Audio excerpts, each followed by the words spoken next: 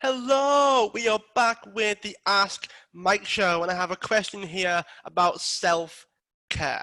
All things self-care. What is it? What are my best practices? What are my best recommendations for looking after yourself? So, self-care is something that fuels you and builds you up. So, a lot of people think, exercise or eating well is a form of self-care, and there's a lot of confusion because self-care is supposed to tilt your energy, tilt your motivation, tilt your mental game as well, tilt it in your favor.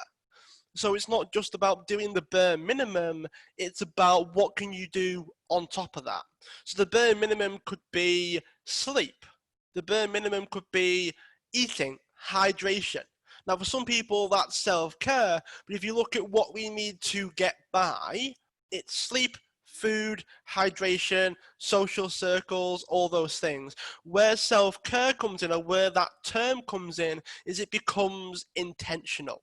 And we add things in that make us feel amazing, make us feel good because we do those things. So water is good as a bare minimum, but if you make sure that you drink a lot throughout the day to keep yourself hydrated, when it becomes intentional and a practice that you do on purpose, that's when it bridges the gap into self-care. Why? Because you keep yourself accountable. You make yourself sure that you will do it, and you'll reap the benefits of that.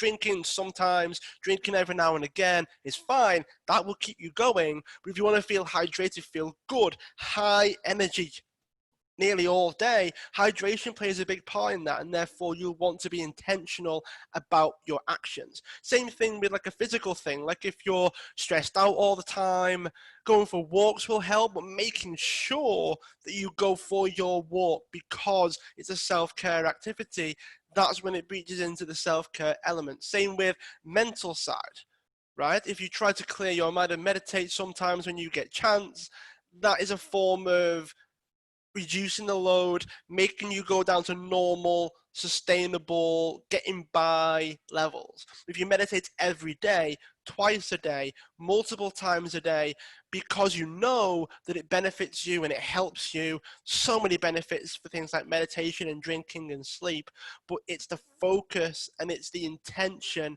that makes it shift from I'm doing the bare minimum to I'm actually doing more because you understand the benefits. Okay, so my top self-care activities involve doing something for your body and doing something for your mind. Then you want to do something that helps others.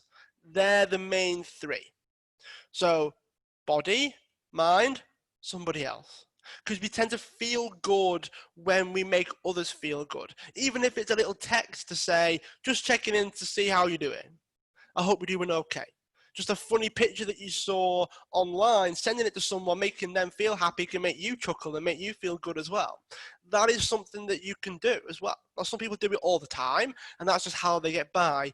But for people that go, I don't feel that great, therefore I'm not going to do X, Y, and Z, self-care allows to keep you in that good space, keep you in that good frame of mind so that you're more likely to do the things that you would do when you felt good. It's amazing how much momentum can build when you do things that help you feel good and then you keep doing things that help you feel good, and it keeps the momentum building, keeps the feedback loop going. Why? Because you focus on how you're going to feel and how you want to feel as a result of your actions. That's what self-care allows you to do. Self-care is an action that you do to help you feel good, and the repercussions of that are massive, far and wide. All right, you're a happier person, less stressed out. Maybe you're like, if you used to have back pain, but you don't anymore. Why? Well, part of your self-care activities could be having a massage every month. Part of that could be going to a yoga class every week, or like 2 or 3 times a week. It's about making the conscious effort to do things that help you feel good. And some people don't think about it, but even the clothes that you wear, the people that you spend time with, making it a conscious thing turns it into self-care, turns it into making you feel good and stay there.